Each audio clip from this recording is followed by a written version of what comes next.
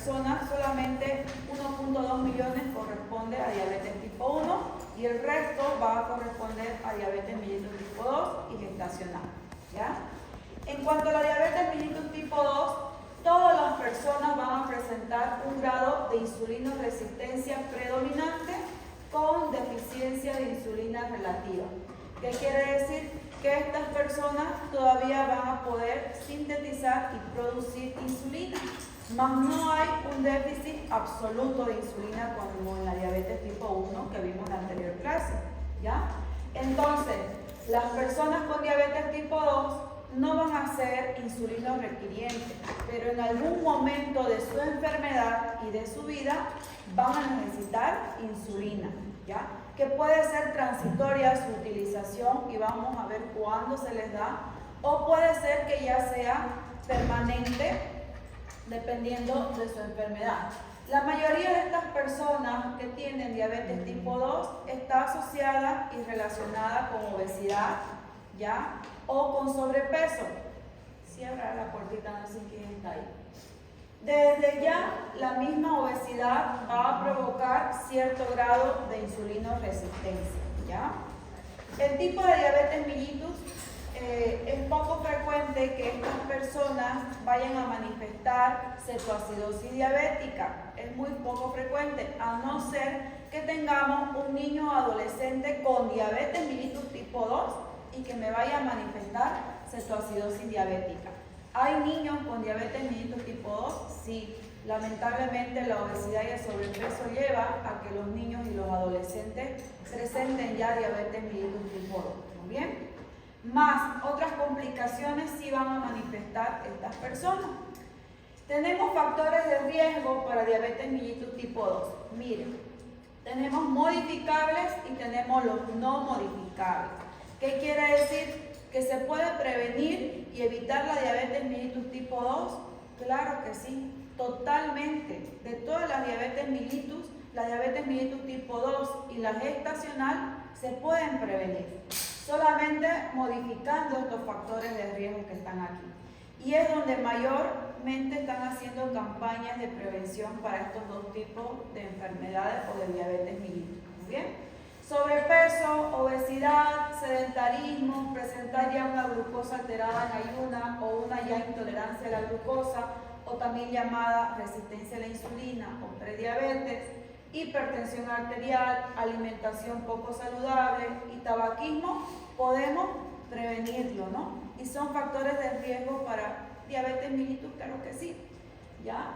Pero hay cosas que no podemos modificar y que ya están ahí y son inevitables modificarlas y las personas tienen tendencia pues ya a tener diabetes mellitus. Las no modificables son la edad, ¿no? Arriba de los 35 años se dice que hay que hacer un tamizaje a todas las personas sin factores de riesgo arriba de los 35 años, pero las personas que ya tienen algún tipo de factor de riesgo, lo ideal sería hacerle pronto. No importa si tiene 20 años, 25, si ya tiene antecedentes familiares, si tiene sobrepeso, si es sedentario, no importa la edad. Si no tiene factores de riesgo, la OMS recomienda el tamizaje para descartar o confirmar su diabetes a partir de los 35 años, ¿ya?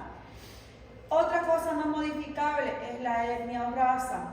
Asiáticos, europeos, latinoamericanos, africanos son los que tienen mayor cantidad de ser propensos a diabetes tipo 2. Historia familiar de primer grado y de segundo grado de consanguinidad, papá, mamá, abuelo, o que haya tenido un historial desde más antes, ¿no? Tatarabuelos, bisabuelos y todas esas cosas que hayan tenido, ¿no?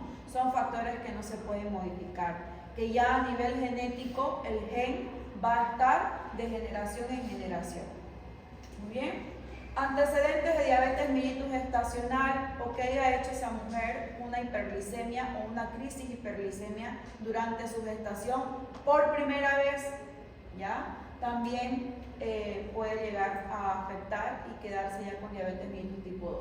Bajo peso al nacer o también lo contrario, la macrosomía fetal, cualquiera de los dos ya son factores de riesgo para que esa persona tenga diabetes mellitus tipo 2 a la larga, ¿no? Ya sea el bajo peso o ya sea la macrosomía fetal, ¿no? Macrosomía es arriba de los 4 kilos, ¿no? O 4.000 miligramos en algunos libros, ¿no? Entonces, ¿y bajo peso cuánto es? ¿Abajo de los cuántos kilos es? Por debajo de los 1.500 kilos, ¿ya? No, 1.500 kilos, no, 1.500 miligramos, 1.2. Por debajo de 1.500 miligramos, o 1.5 kilopesos, ¿no? Wow.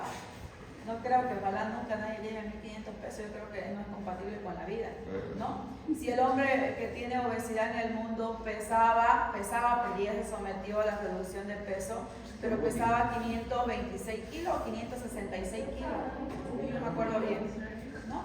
¿Cómo? Sí, es un mexicano, y el anterior a él pesaba 518, pero ya falleció por cardiopatía, no pudo con la reducción de peso. Más este joven que creo que tiene entre 18 y 20 años, que les voy a mostrar las tasas en la próxima clase de obesidad en el mundo, pues ya redujo de peso y ahora creo que está en los 315 kilos, ¿no? Y que sigue todavía en su disminución de peso. ¿Ya? Sí. Criterios diagnósticos para diabetes mellitus tipo 2. ¿Cómo tenemos que evaluar al paciente y qué criterios deberíamos tomar para decir que es diabético tipo 2? Lo mismo que para diabetes tipo 1 se utiliza para diabetes tipo 2, tanto laboratorial como clínico. Y clínico vamos a ver y confirmar la sintomatología llamada las 4P, que es poliuria, polidipsia, polifagia, pérdida de peso, pero también podemos tener otros síntomas como visión borrosa, cefalea, cansancio o astenia que se llama, o desgano también si quieren ponerle también, ¿ya? Infecciones de cualquier tipo que sean recurrentes, especialmente está relacionado con aparición de infecciones urinarias o infecciones micóticas, por ejemplo, asociadas a candidiasis. Y en cuanto a los criterios diagnósticos para diabetes, tenemos que solicitar estudios de laboratorio como glucosa en ayuna, prueba de tolerancia a la glucosa y una hemoglobina glicosilada.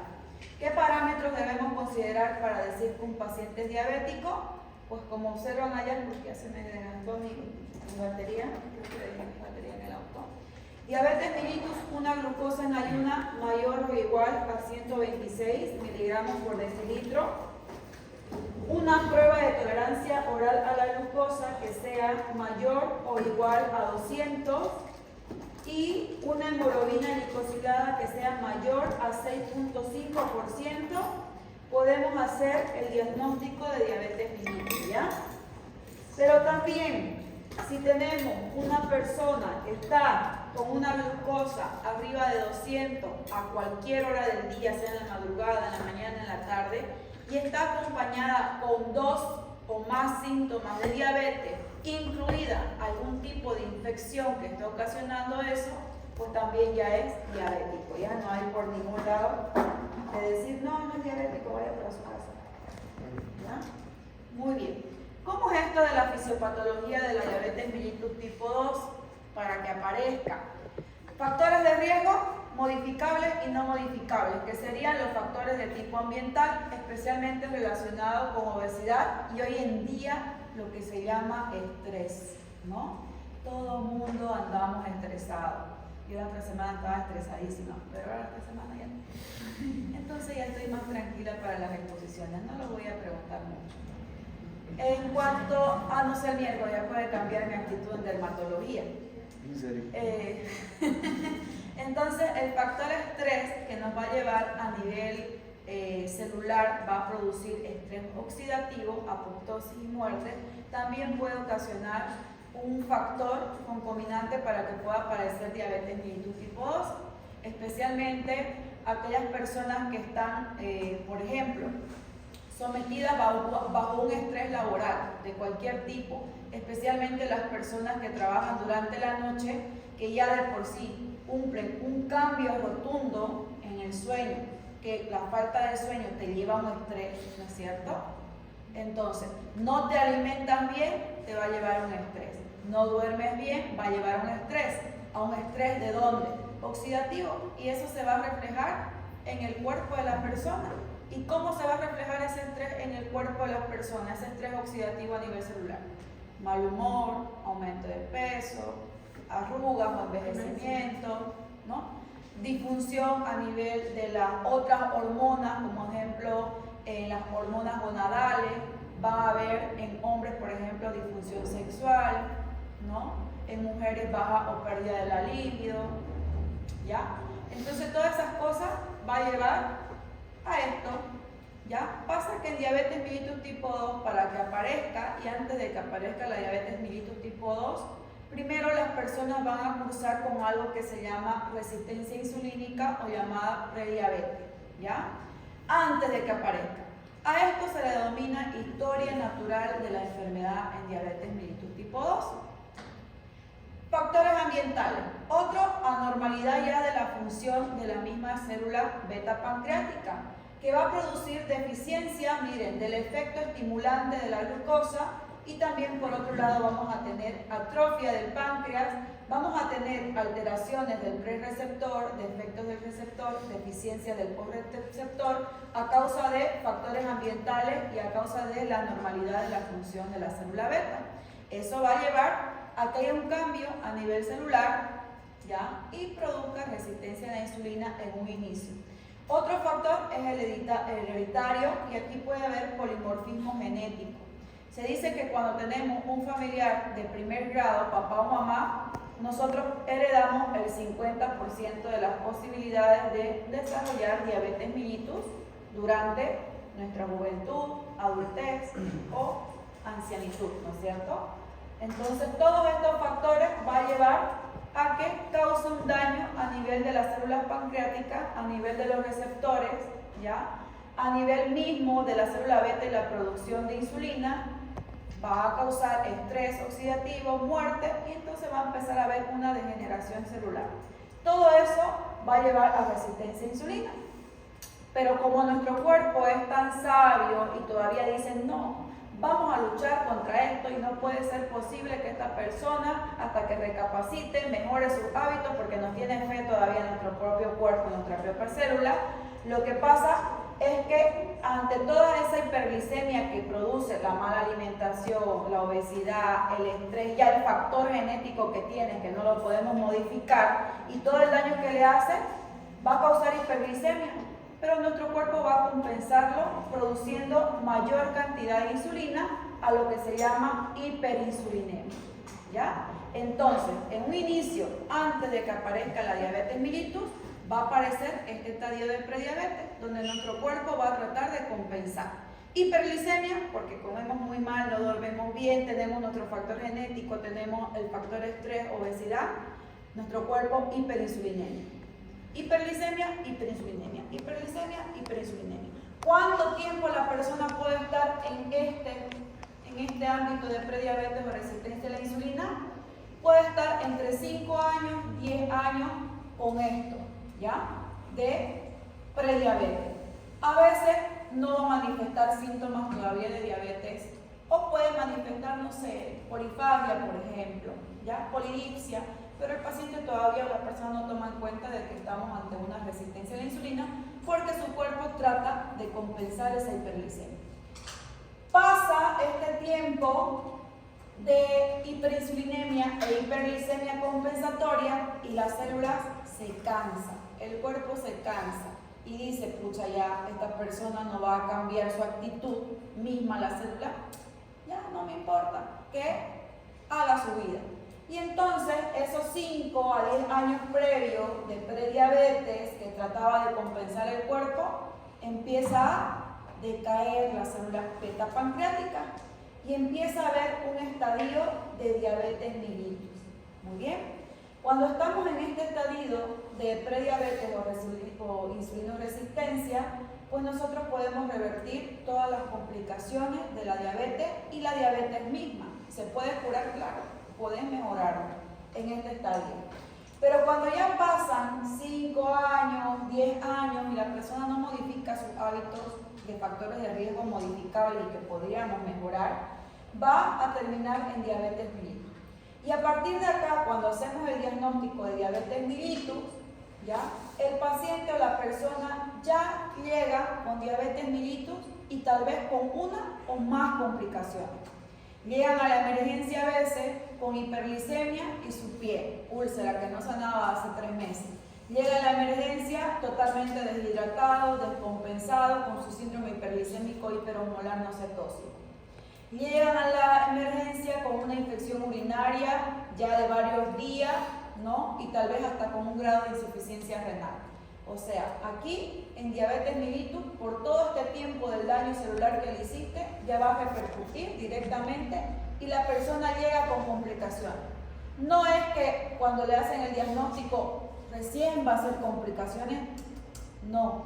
Las complicaciones ya vienen, vamos a decir un término, ya vienen incubándose, si quieren llamarle, o preparándose, ¿ya? Para cuando ya le descubran la diabetes, ya tenga la complicación de diabetes mellitus, cualquiera.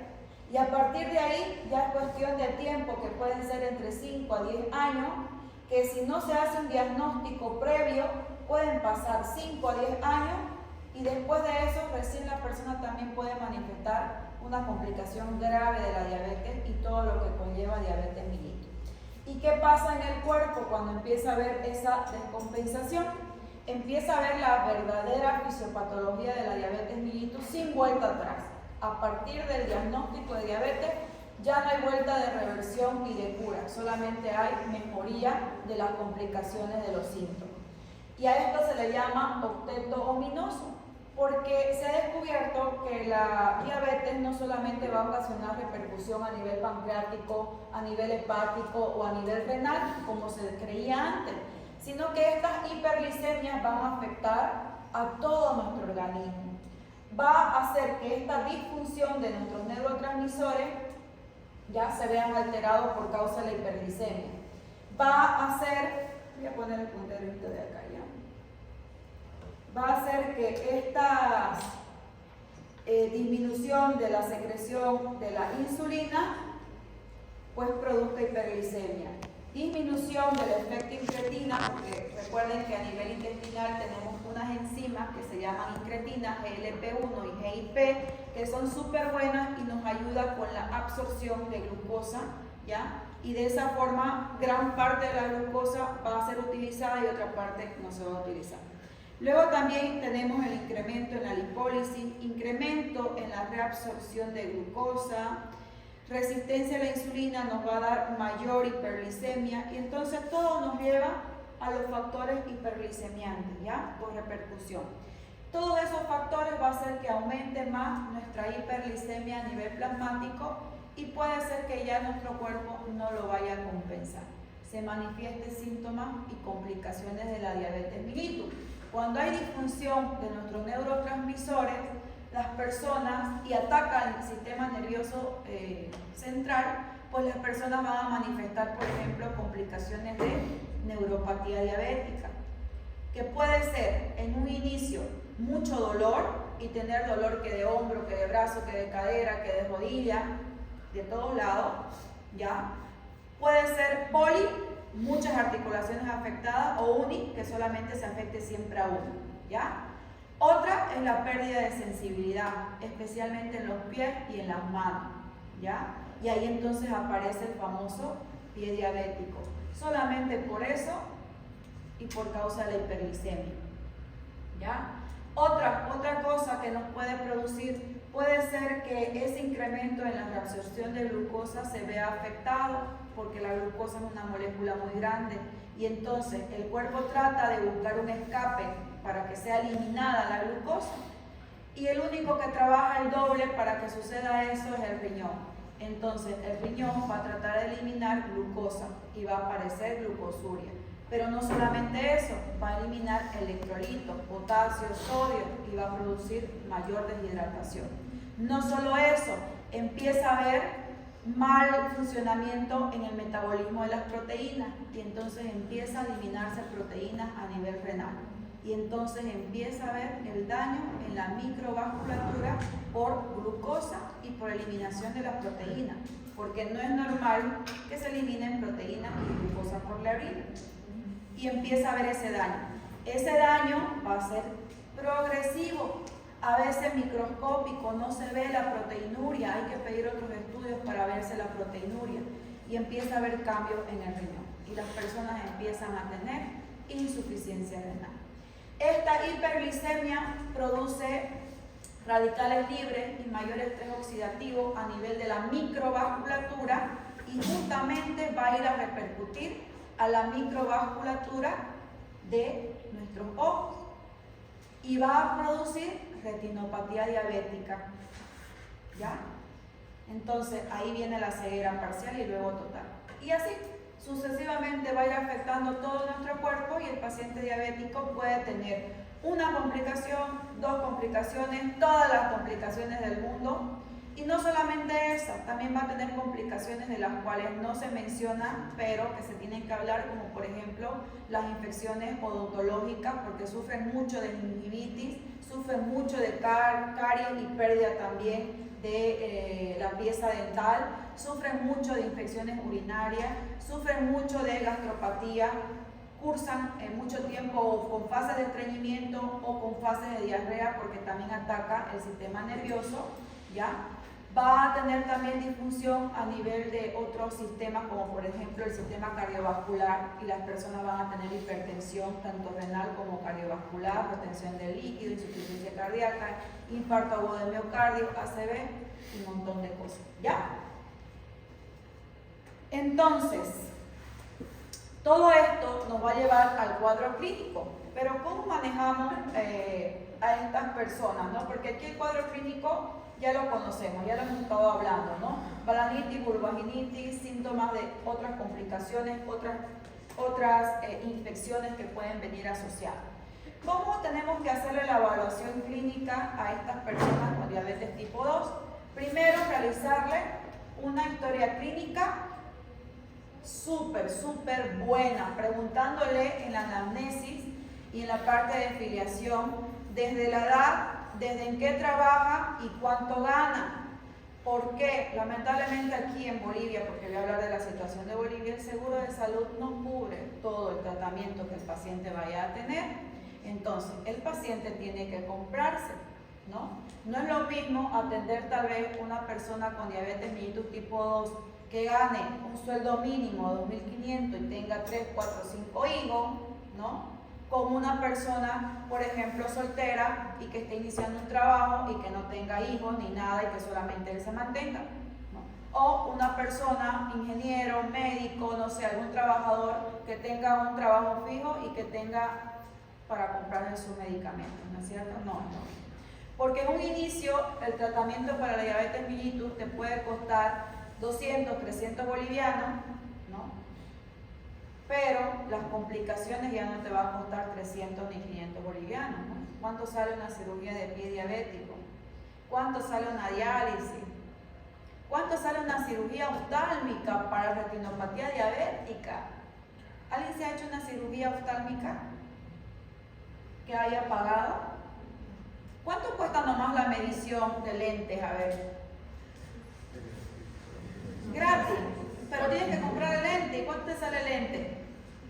200 pesos, digamos, porque tampoco te vas a comprar uno de 50 pesos, ¿no ves? Ya, uno bien, 200 pesos, mínimo, dependiendo del vidrio que vaya a tener, si va a ser con protección, que sin protección, y ahí ya te chantan, cuando acordás de 200 pesos ya costó 600 bolivianos. Sí. Va a decirme que es verdad, pues ¿no?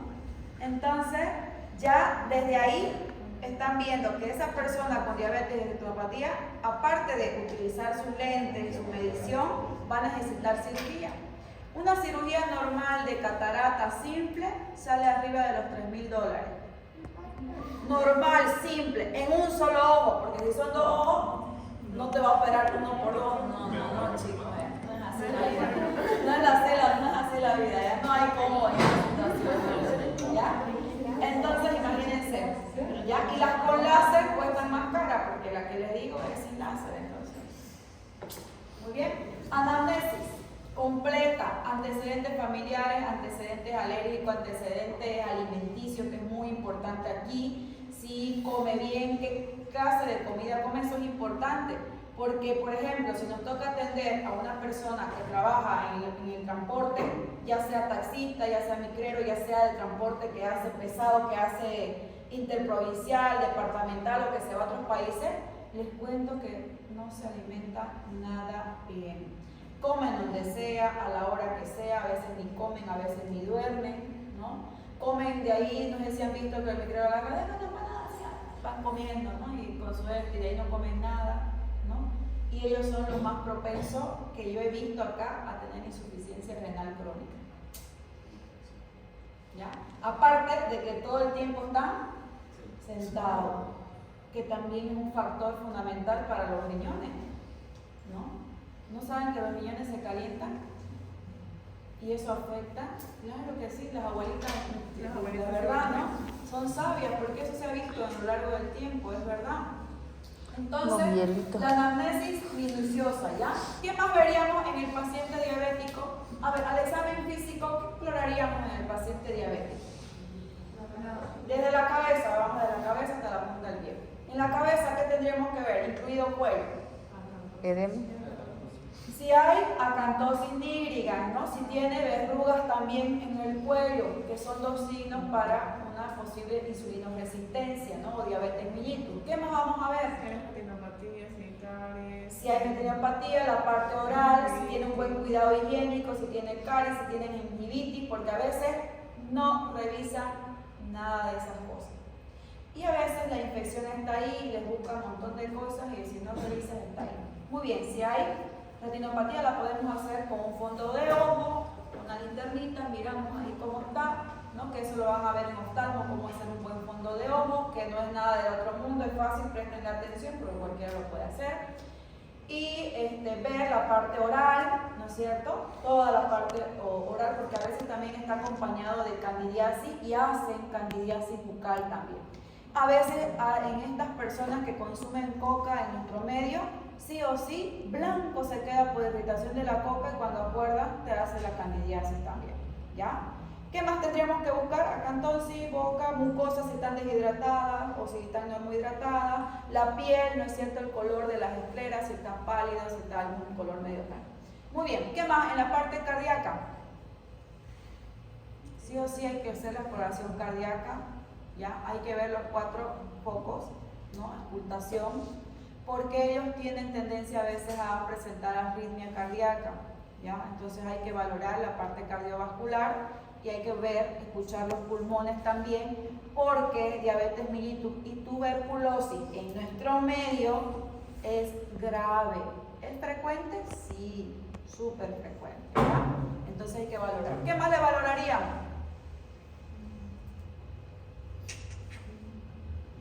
Abdomen. ¿Qué nos importaría en el abdomen?